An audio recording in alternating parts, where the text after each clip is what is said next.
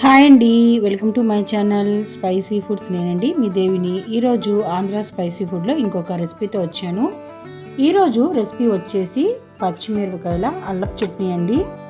చాలా అంటే చాలా బాగుంటుంది. స్పైసీగా, కొద్దిగా పుల్లగా, తీయగా చాలా అంటే చాలా బాగుంటుందండి. ఇది రోటి పచ్చడి.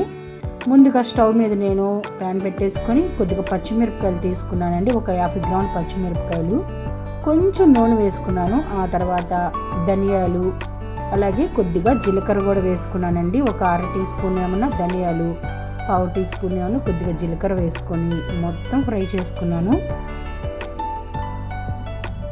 కొద్దిగా కరివేపాకు, ఈ కొద్దిగా చింతపండు. ఈ చట్నీ వచ్చేసి ఇడ్లీకి, దోశకి, అన్నంలో కూడా చాలా బాగుంటుందండి. అసలు వేడివేడి అన్నంలో కొద్దిగా నెయ్యి వేసుకొని ఈ అల్లపు చట్నీ తిన్నా కూడా సూపర్గా ఉంటుంది. కొద్దిగా అల్లం కూడా వేసుకున్నాను. ఇవన్నీ చల్లారిన తర్వాత ఇప్పుడు చిన్న రోలు ఉందండి నా దగ్గర, ఆ రోట్లో నూరుకుంటున్నాను. ముందుగా అల్లం ముక్క, అలాగే చింతపండు, ధనియాలు, జీలకర్ర, ఉప్పు ఇవన్నీ వేసుకొని దంచుకుందాం.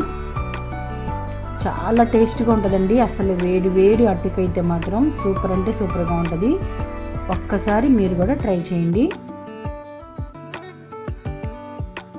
తగినంత ఉప్పు వేసుకొని ఇప్పుడు మనం పచ్చడి అనేది నూరుకుందాం. ఇలా నూరుకున్న తర్వాత పచ్చిమిరపకాయలు కూడా వేసుకుంటున్నానండి. నేనైతే మెత్తగా అనేది ఏం నూరలేదు, కొద్దిగా కచ్చాపచ్చగా నూరాను. ఈ చట్నీ అయితే అట్లానే ఉంటేనే బాగుంటుంది. తొక్కలు తొక్కలుగా ఉంటేనే చట్నీ చాలా బాగుంటుంది. అసలు తింటే మాత్రం మీరు అనేది వదిలిపెట్టరు, అంత టేస్ట్గా ఉంటుంది అల్లపు చట్నీ.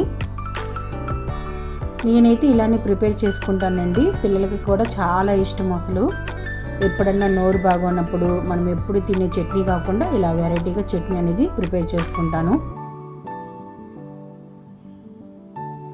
కొద్దిగా కారంగా ఉంటుంది కాబట్టి నేను కొద్దిగా బెల్లం ముక్క కూడా వేసుకుంటున్నానండి. కావాలంటే ఇంకొంచెం బెల్లం ముక్క కూడా వేసుకోవచ్చు. అంతేనండి, పచ్చడి అయితే రెడీ అయిపోయింది. వేరొక బౌల్లోకి తీసుకుంటున్నాను. ఇప్పుడైతే నేను దోశ పోసుకొని దోశలో తిందాం అనుకుంటున్నాను. ఇప్పుడైతే పిల్లలకి దోశ వేసిస్తున్నానండి. ఒకటైనా కారం దోశ, ఒకటైనా ఎగ్ దోశ, ఒకటైనా మామూలు దోశ అనమాట. చక్కగా తింటారండి పిల్లలు ఏం చక్కగాను. కొద్దిగా కారం అనిపిస్తే కొంచెం పిల్లలకి కొద్దిగా బెల్లం వేయండి, కొద్దిగా నిమ్మకాయ పిండుకున్నా కూడా చాలా బాగుంటుంది. అలా కూడా ట్రై చేయొచ్చు. ఎక్కువ కారం ఉందండి, పచ్చిమిరకాయలు అయితే మాత్రం చాలా ఘాటుగా ఉన్నాయి. ఘాటుగా ఉన్నా కానీ టేస్ట్ మాత్రం చాలా అంటే చాలా బాగుంది. అసలు మాటలో చెప్పలేను, అంత బాగుందండి. అసలు అయితే వేడివేడి ఇడ్లీకి, దోశకి, అన్నానికి కూడా చాలా బాగుంటుంది. ఒక్కసారి ట్రై చేయండి. మీకు కనుక నా వీడియో నచ్చితే లైక్ చేయండి, షేర్ చేయండి మీ ఫ్రెండ్స్కి. నా ఛానల్ని సపోర్ట్ చేయండి. ఇంకొక మంచి వంటతో మీ ముందుకు వస్తుంది మీ దేవి. ఈరోజైతే అల్లపు చట్నీతో మీ ముందుకు వచ్చాను. ఇంకో రోజు ఇంకో పచ్చడితో వస్తాను. ఓకే అండి, బాయ్.